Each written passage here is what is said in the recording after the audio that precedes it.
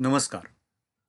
सावित्रीबाई फुले पुणे विद्यापीठ पुणे यांच्याद्वारा द्वितीय वर्ष BA, BSc आणि BCom या विद्याशाखांसाठी दोन्हीही सत्रांमध्ये CBCS या पॅटर्न अंतर्गत आपल्याला एन्व्हायरमेंटल अवेअरनेस अर्थात पर्यावरणीय जाणीव जागृती याविषयीचा कोर्स आपल्याला पूर्ण करायचा आहे. या कोर्समध्ये आज आपण लोकसंख्या आणि पर्यावरण या घटकाविषयीची माहिती सविस्तर जाणून घेणार आहोत. या घटकामध्ये आपल्याला एकूण 7 घटक अभ्यासायचे आहेत आणि हे घटक स्क्रीनवर दाखवल्याप्रमाणे लोकसंख्या या घटकामध्ये आपल्याला लोकसंख्या वाढ आणि लोकसंख्या विस्फोट या संकल्पनांचा अभ्यास करावायचा आहे.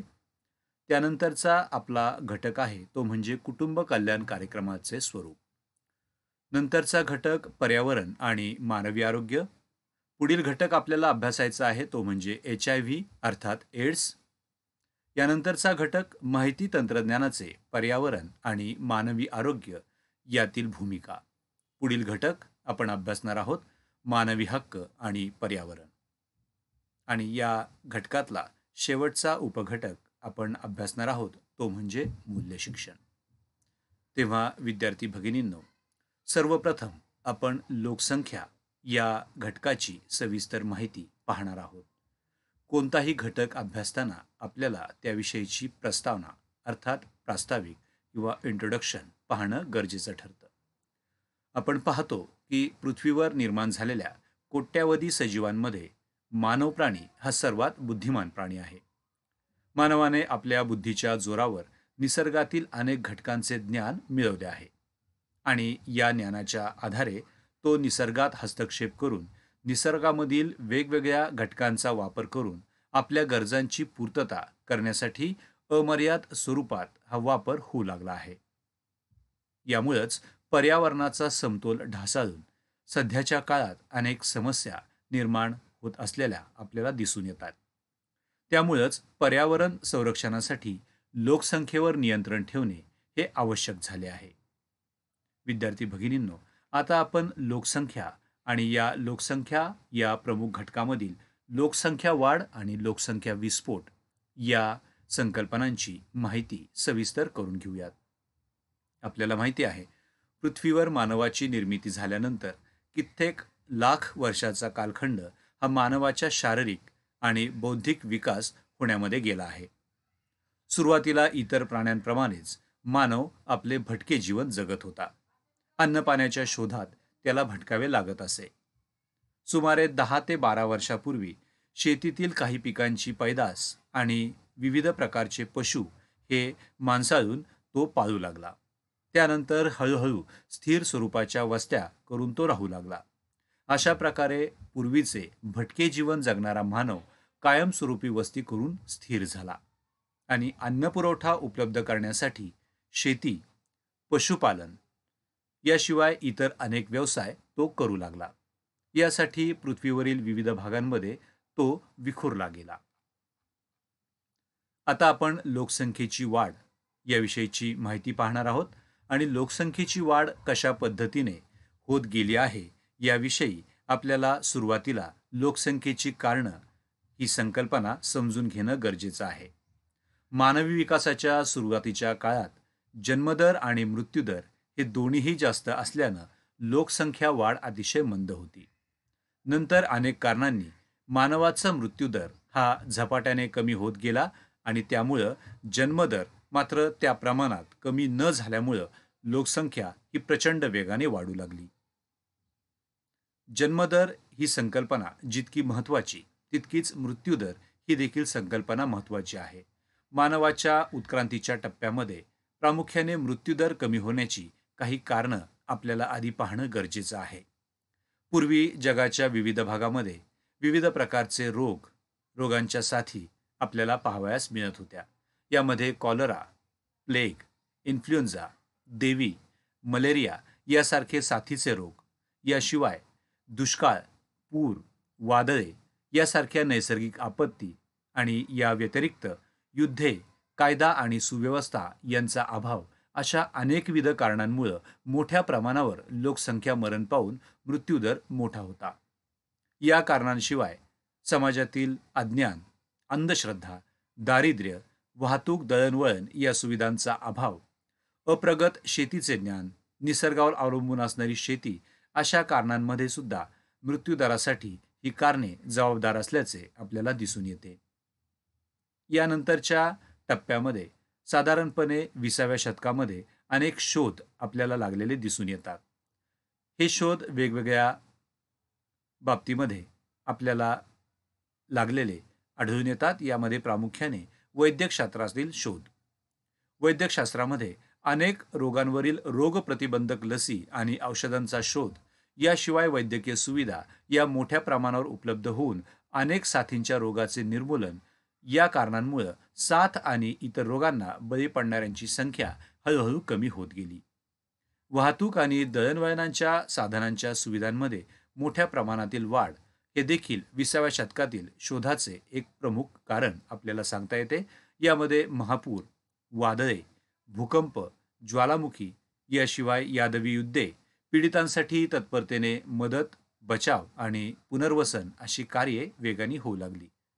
वाहतूक आणि दळणवळणाच्या साधनांच्या सुविधेमध्ये वाढ झाल्यानं औषधे, अन्न, वस्त्र, निवारा इत्यादींचा तातडीने पुरवठा, शिवाय पीडित लोकांना त्वरित सुरक्षित ठिकाणी हलवणे आणि त्यांचे पुनर्वसनाचे कार्य यासारख्या गोष्टी मोठ्या वेगाने होऊ लागल्या.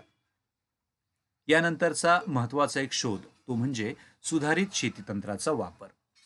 सुधारित शेतीचे ज्ञान, विविध प्रकारची खते, जंतुनाशके, कीटकनाशके, शेती उत्पादन वाढण्यासाठी जलसिंचनाच्या सुविधा, याशिवाय त्यांच्या वाढत्या वापराने अन्नधान्याच्या उत्पादनात झालेली वाढ ही होऊन त्या कालावधीमध्ये होणारी उपासमार ही कमी होऊन भूकबळींची संख्या देखील कमी होण्यास मदत झाली.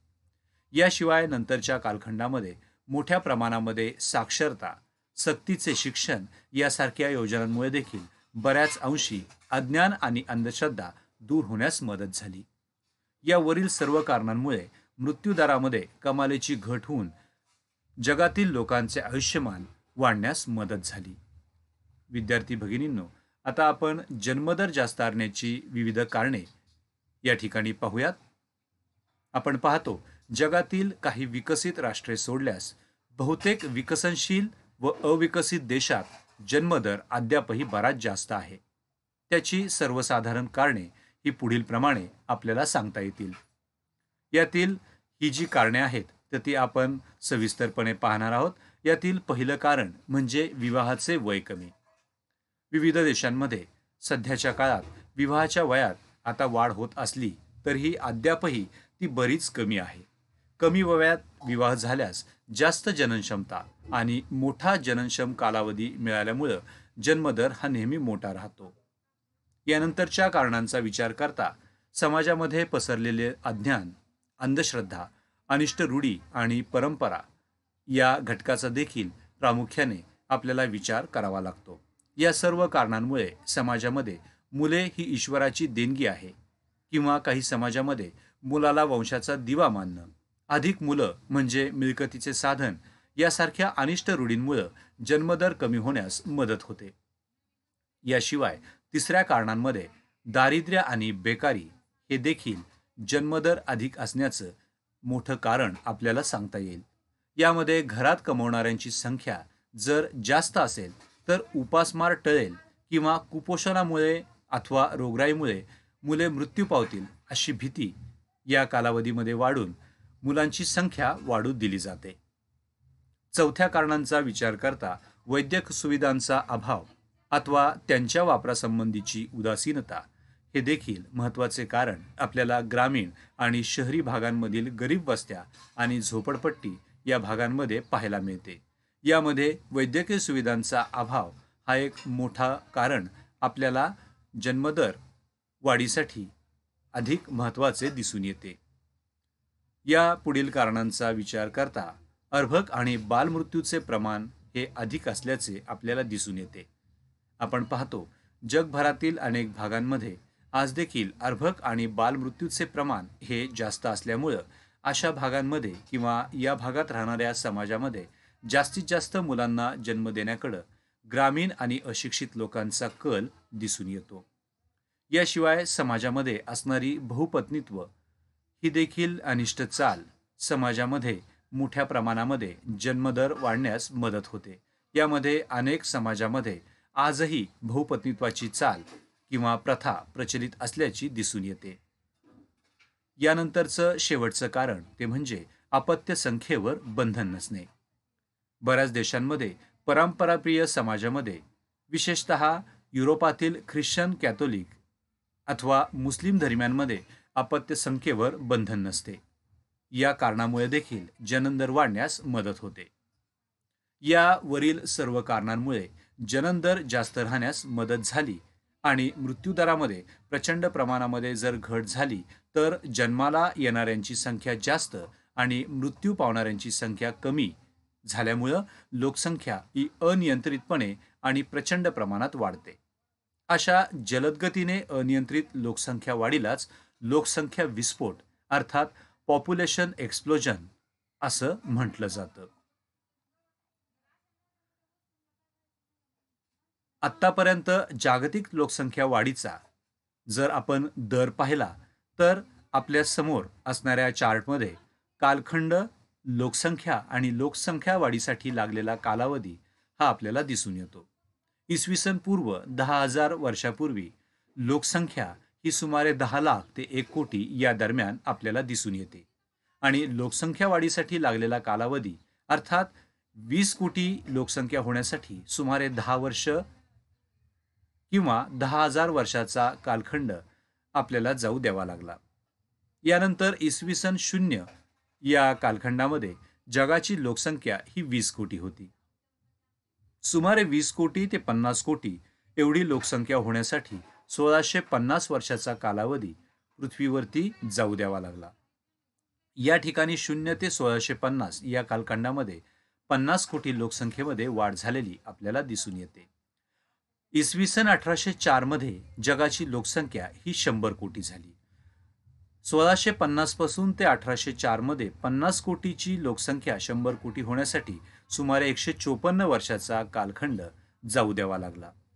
1927 मध्ये जगाची लोकसंख्या 200 कोटी इथपर्यंत पोहोचली. विद्यार्थी भगिनींनो, 200 कोटी ते 300 कोटी एवढी लोकसंख्या होण्यासाठी या ठिकाणी मात्र फक्त 33 वर्ष एवढाच कालावधी आपल्याला लागलेला दिसून येतो. 1960 मध्ये जगाची लोकसंख्या ही 300 कोटी झाली. 300 कोटी लोकसंख्या ते 400 कोटी लोकसंख्या एवढी लोकसंख्येची प्रचंड वाढ होण्यासाठी या ठिकाणी कालावधी फक्त 14 वर्ष इतका लागलेला आपल्याला दिसून येतो. 1974 साली 400 कोटी, 1987 साली 500 कोटी, 400 ते 500 कोटी एवढी लोकसंख्या होण्यासाठी फक्त 13 वर्षाचा कालावधी. त्यानंतर इसवी सन 2000 मध्ये 600 कोटी, 600 कोटी ते 700 कोटी एवढी लोकसंख्या होण्यासाठी फक्त 12 वर्षाचा कालावधी या ठिकाणी गेलेला आपल्याला दिसून येतो.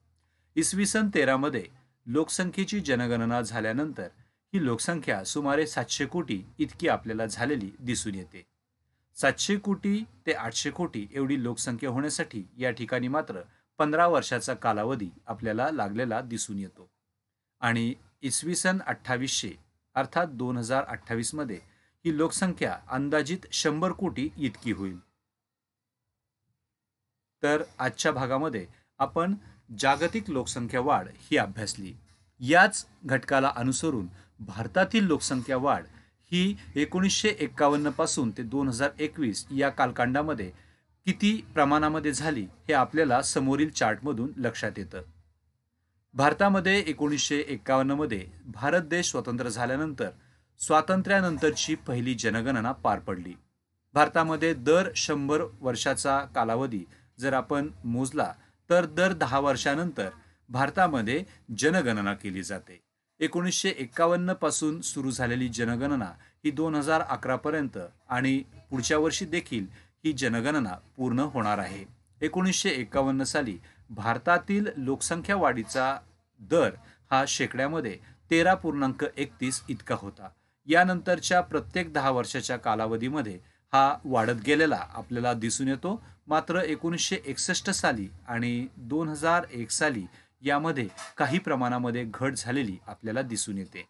2011 पासून मात्र वाढत्या लोकसंख्येचे दुष्परिणाम आणि त्याशिवाय भारतीय समाजामध्ये झालेलं ज्ञान, भारतीय समाजामध्ये कमी झालेल्या अनिष्ट रूढी, अनिष्ट परंपरा आणि साक्षरता या घटकामुळं वाढत्या लोकसंख्येचे दुष्परिणाम यामध्ये या समाजाला जाणीव होऊन आपल्याला फक्त 17.70% इतकी शेकडा वाढ झालेली दिसून येत आहे.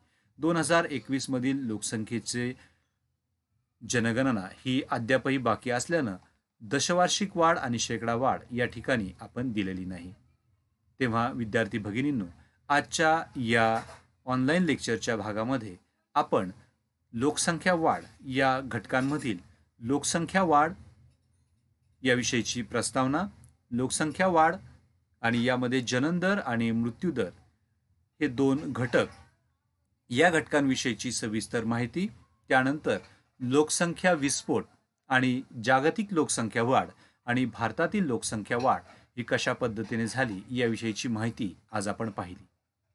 पुढील ऑनलाईन लेक्चरच्या या व्हिडिओमध्ये आपण यानंतरचा घटक सविस्तर अभ्यासणार आहोत. धन्यवाद.